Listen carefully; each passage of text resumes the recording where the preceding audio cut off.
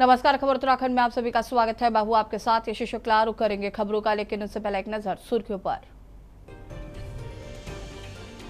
CM Dhami ने की helpline 1905 की समीक्षा बैठक, कहा जन समस्याओं का एक सप्ताह में करे समाधान वरना कार्रवाई।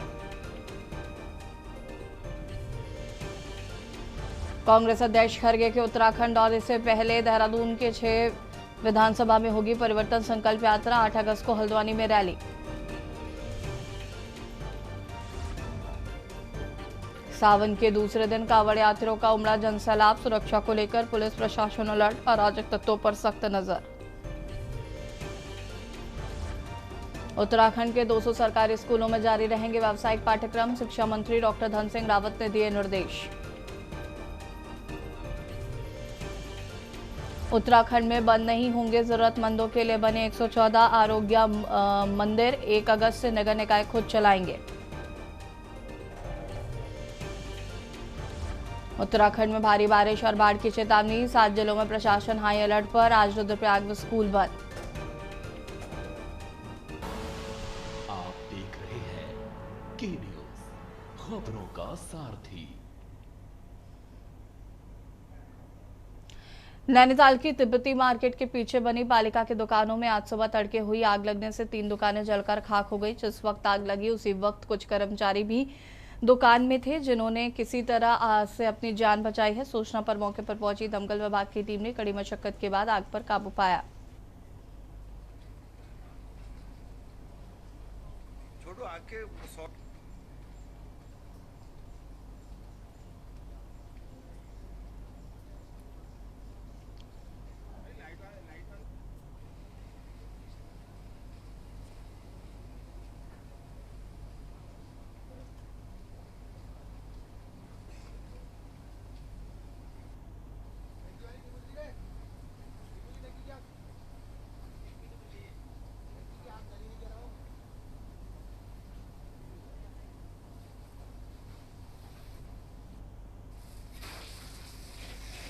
ये हमें 5:02 पर सूचना मिली। इनका खुद बंदा हमारे फायर स्टेशन पर आया था, जो यहाँ से लगभग 200 मीटर की दूरी पे है। और जैसे हमें सूचना मिली तो अब मेरा पूरा फोर्स वाहन हमारी एमपी को लेके 2-3 गाड़ियाँ लेके हम मौके पे पहुँचे और आग को देखा तो यहाँ पर एक जो मोमो की दुकान थी वहाँ से आग स्टार्ट हुई, जो शॉर्ट सर्किट होना प्रतीत होता है। क्योंकि फिर हमने यहाँ पर आके पूरा अपने जवानों के साथ को लेके पूरा आग को पूरी तरह कंट्रोल किया। 3 दुकानें इसमें क्षतिग्रस्त हुई हैं और नुकसान का आंकलन किया जाएगा। धर्मनगरी हरिद्वार में कांवड़ मेले के रंग में अब भक्ति के साथ देशभक्ति का रंग भी नजर आने लगा है। हर की पैड़ी से गंगाजल लेकर अपने गंतव्य की ओर बढ़ रहे शिव भक्तों के बीच बहादुराबाद टोल प्लाजा के पास एक ऐसी कांवड़ यात्रा दिखाई दी जिससे लोगों का ध्यान अपनी ओर खींचा। दिल्ली से आए 3 शिव भक्तों ने अग्नि 5 मिसाइल, परमाणु शक्ति और तिरंगे की थीम पर इस खास कांवड़ को तैयार किया था। कांवड़ को देखने के लिए राहगीर भी रुकते नजर आए और शिव भक्ति के साथ देशभक्ति के जज्बे की सराहना की।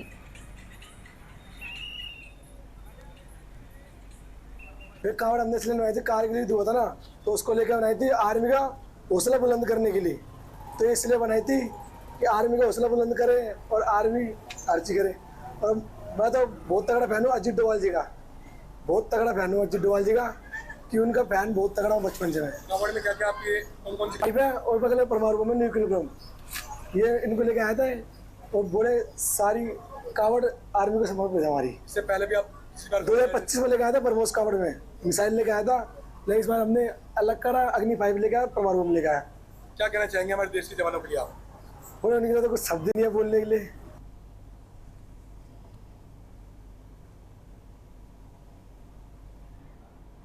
हरिद्वार में अचानक सड़क धंसने से महिला फंस गई। महिला पैदल सड़क पर जा रही थी। सड़क पर कदम रखते ही अचानक सड़क धंस गई। घटना ललता राव पुल के पास की है। अचानक जमीन धंसने से सड़क में बड़ा गड्ढा बन गया। महिला के सड़क में फंसने का मंजर देख मौके पर मौजूद लोगों ने उसे बाहर निकाला। गनीमत रही कि बड़ा हादसा टल गया। घटना के बाद सड़क की मजबूती और निर्माण गुणवत्ता पर भी सवाल उठ रहे हैं।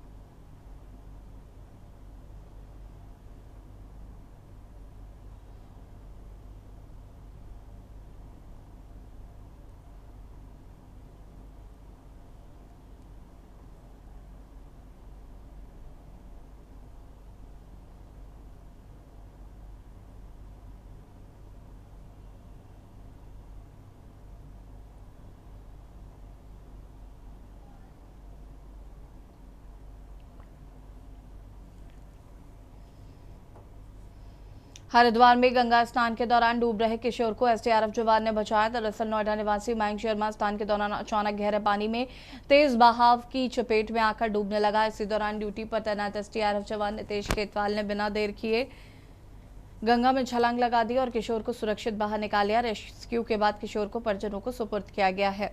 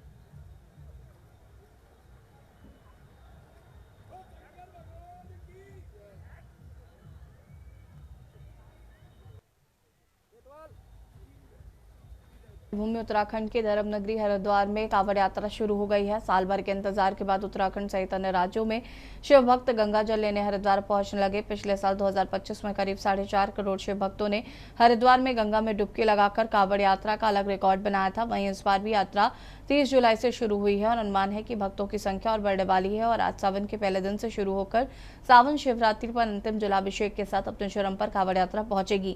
राज्य सरकार का दावा है कि यात्रा को लेकर सभी तैयारियां पूरी कर ली गई हैं और श्रद्धालुओं को असुविधा न हो इसके लिए सुरक्षा, यातायात और सुविधाओं के लिए व्यापक प्रबंध किए गए हैं। सरकार ने संबंधित अधिकारियों को निर्देश दिए हैं कि मेले को सुरक्षित, सुव्यवस्थित और शांतिपूर्ण ढंग से संपन्न कराया जाए।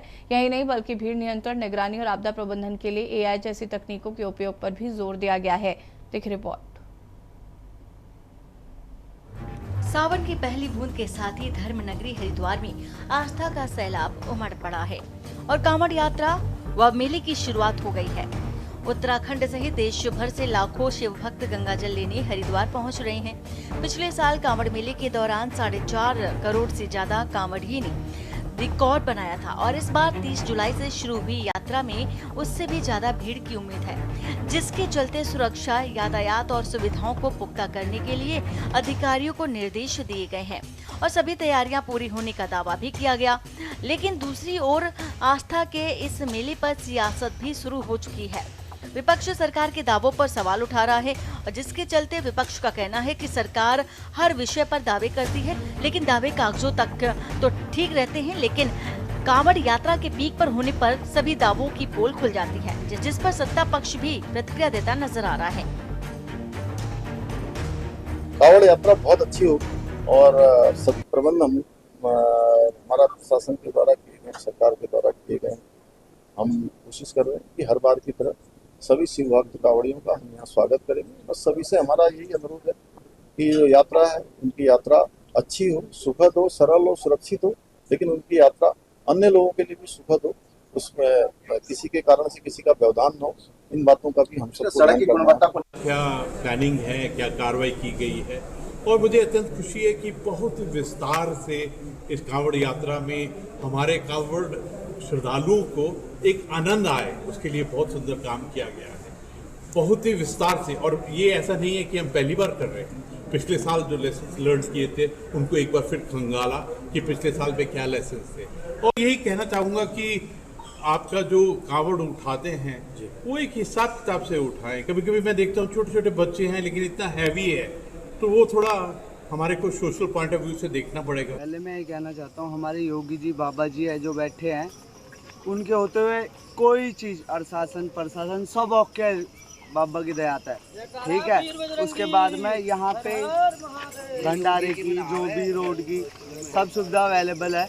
मैं गाज़ियाबाद से आया हूँ हरिद्वार यहाँ जल भरने, तो मैं तीसरी बार आ चुका हूँ यहाँ पे। तो तीसरी बार से अब तक मेरे को कोई भी प्रॉब्लम नहीं हुई है, ना कोई गड्ढा, ना कोई लाइट नहीं है रोड पे, सब कुछ अवेलेबल है। भंडारे की यहाँ सस्ती सुविधा, जैसे पीछे लगा लेते हैं टेंट जो बैठाने के लिए, वहाँ भी कोई महंगा सामान नहीं, सब। सही सवाल आपने किया है। चार धाम यात्राओं में इतनी अव्यवस्थाएं थी कि इस बार यात्रा जो है समय से पहले खत्म हो गई।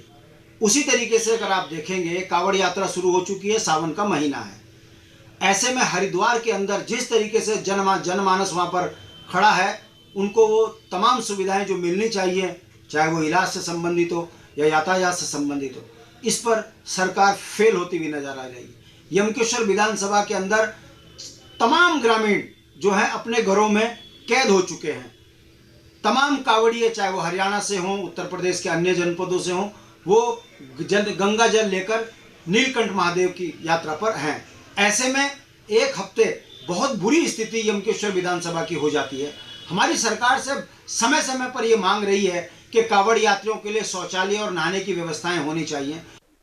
कावड़ यात्रा कल से प्रारंभ है। अब सरकार तो दावे करती रहती है, उन्होंने तो कहा था नकल रोकने के लिए भी हमने सख्त कानून लाया है, और कार्य की गुणवत्ता भी जो है उत्तम श्रेणी की है। तो अभी तो अब पता चलेगा कि कितनी तैयारी है। तैयारी अच्छी होगी, सही तरीके से जो कावड़ यात्रा निपट जाएगी, तो हम इस सरकार को साधुवाद देंगे। लेकिन जो स्थिति है, जो हालत है, उसे लग नहीं रहा कि सरकार इस दिशा में कोई सीरियस कदम उठा रही है।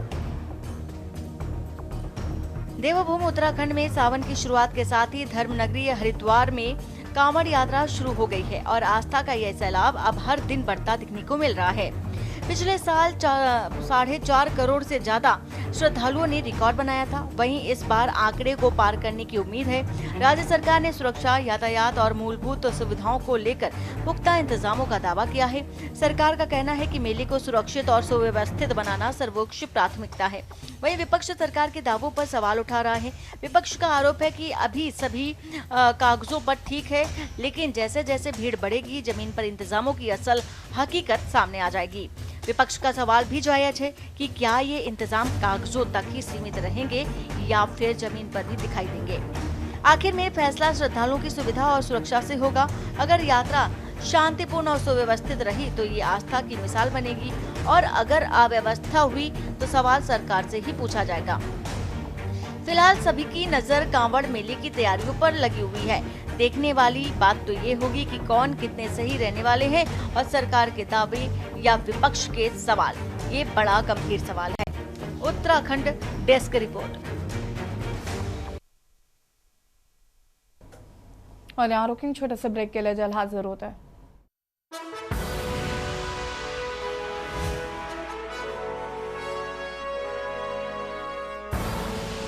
आप देख रहे हैं के न्यूज, खबरों का।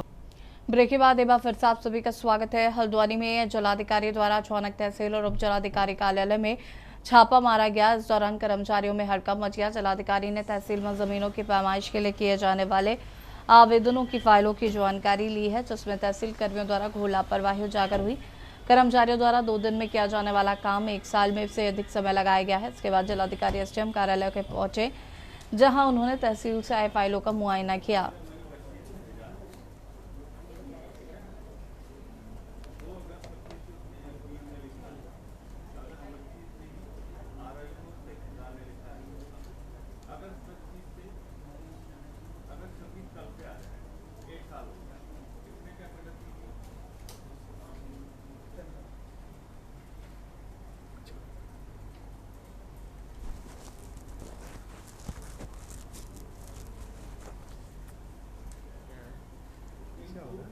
ये सीमा विवाद या सीमांकन के लिए पैमाइश के लिए भूलेख नियमावली धारा 41 में काश्तकार अपनी जो आराजी भूमि है उसके मेजरमेंट के लिए एप्लीकेशन देते हैं। तो उसमें शिकायत मिल रही थी कि वो काफ़ी लंबित हैं, विलंब से उनमें रिपोर्ट्स आ रही हैं। प्राइमरीली ऐसी कुछ रिपोर्ट्स मिली हैं कि जिसमें 1 साल में बताया जा रहा है कि इसमें इतनी फीस बनती है जो 1-2 दिन में हो जाना चाहिए। वो काम जो है असाधारण विलंब की प्रकृति में आता है यहाँ पर जो पाया गया है।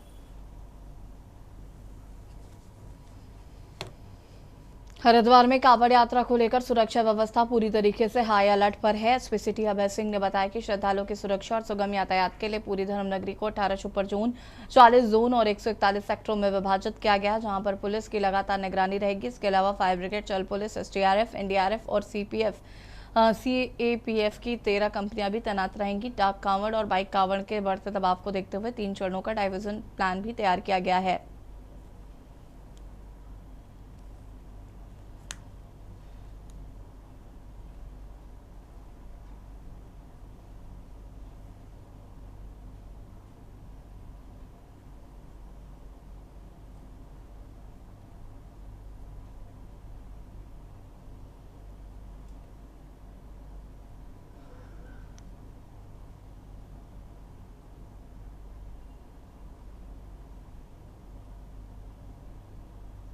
कांवड़ यात्रा वर्ष 2026 की शुरुआत हो चुकी है और पूरा हरिद्वार नगरी और यहाँ के जन सामान्य भी भोले के रंग में धीरे धीरे रंगते जा रहे हैं। आप देखेंगे जगह जगह कहीं ना कहीं हमारे जो श्रद्धालु हैं वो हरिद्वार में पहुँच रहे हैं। इसके लिए हमारी विगत वर्ष की योजनाओं के अनुरूप चेंजिंग के साथ व्यापक एक योजना बनाई गई है, जिसमें संपूर्ण कांवड़ क्षेत्र को जनपद के एंट्री पॉइंट से लेकर के और हरकी बड़ी तक कुल 18 सुपर जोन में विभाजित किया गया है, जिसमें एडिशनल एसपी रैंक के अधिकारी हैं। इसी तरीके से 40 जोन है जिसमें डिप्टी एसपी रैंक के अधिकारी हैं। कुल 141 सेक्टर है जिसमें वरिष्ठ उप निरीक्षक के द्वारा अपनी ड्यूटियाँ परफॉर्म की जा रही हैं। इसमें चूंकि घाटों की ड्यूटी रहती है, बाजार केंद्रों की रहती है, हमारे यहाँ पे बहुत सारे मंदिर हैं तो मंदिरों की भी हमारी ड्यूटियाँ रहती है। इसके अलावा यातायात की ड्यूटी और पार्किंग की ड्यूटी हमारे द्वारा प्लान की गई है।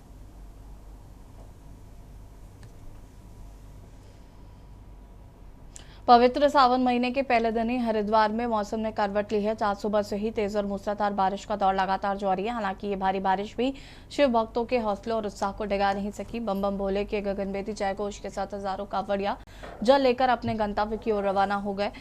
हर की पैड़ी प्रमुख शिवालयों और कांवड़ यात्रा के सभी मुख्य मार्गों पर श्रद्धालुओं की भारी भीड़ देखने को मिल रही है।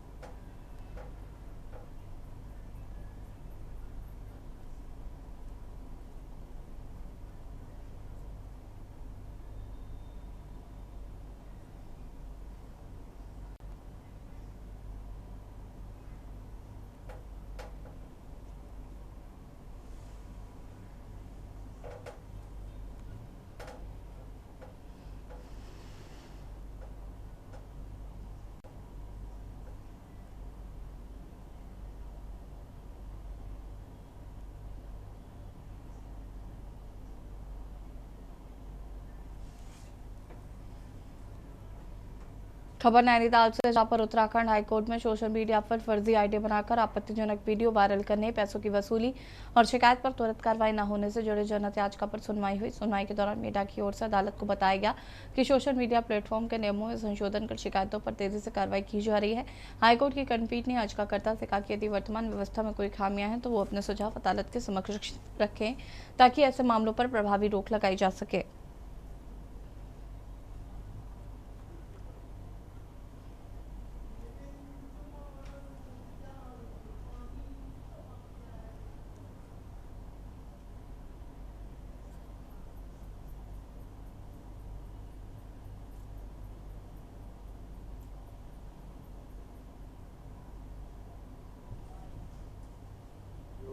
इसी उच्च न्यायालय के एक प्रैक्टिसिंग एडवोकेट हैं, उनके द्वारा ये जनहित याचिका वर्ष 2021 में दाखिल की गई थी और उसमें उन्होंने ये कहा था कि कैसे उन्हीं के साथ एक कोशिश हुई थी कि एक फेक आईडी उनकी एक जो है आपत्तिजनक वीडियो क्रॉप करके बनाकर उनसे एक्सटॉर्शन की कोशिश कर रही थी।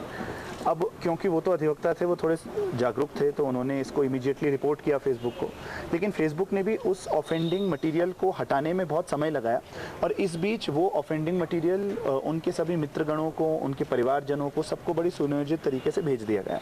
इस पर वही एक जनहित याचिका बनाकर ऑनरेबल हाईकोर्ट के सामने लाए कि ऐसा कोई भी ऑफेंडिंग मटेरियल जो होता है उसको इमीडिएटली हटा देना चाहिए। खबर चमोली से, जहां बद्रीनाथ धाम से भगवान नारायण का करीब 5 लाख रुपए कीमत का सोने का बड़ी चढ़त मुकुट चोरी करने वाले आरोपी को पुलिस ने गिरफ्तार किया है। आरोपी की निशानदेही पर चोरी किया गया मुकुट, 4500 रुपए नकद और वारदात में इस्तेमाल किया गया बैग बरामद किया गया है। पुलिस के मुताबिक 24 जुलाई की रात आश्रम में ठहरे राघव दास ने मुकुट और नकदी की चोरी की थी। शिकायत के बाद मामला दर्ज कर विशेष टीम का गठन किया गया था। मानवीय सूचना के आधार पर 29 जुलाई को हनुमान चोटी रोड के पास आरोपी को गिरफ्तार किया गया है।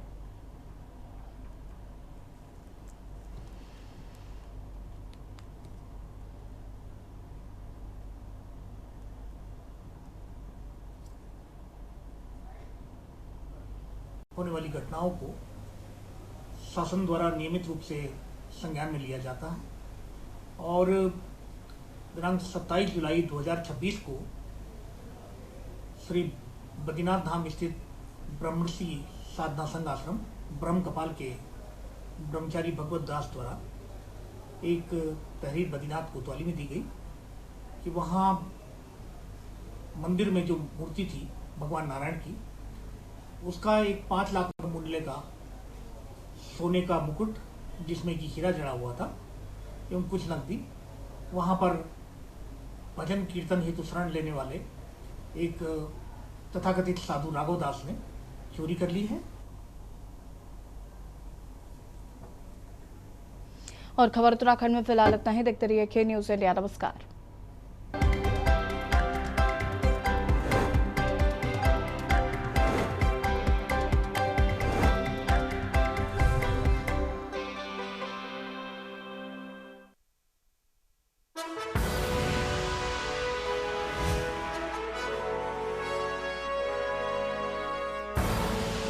आप देख रहे हैं के न्यूज़, खबरों का सारथी।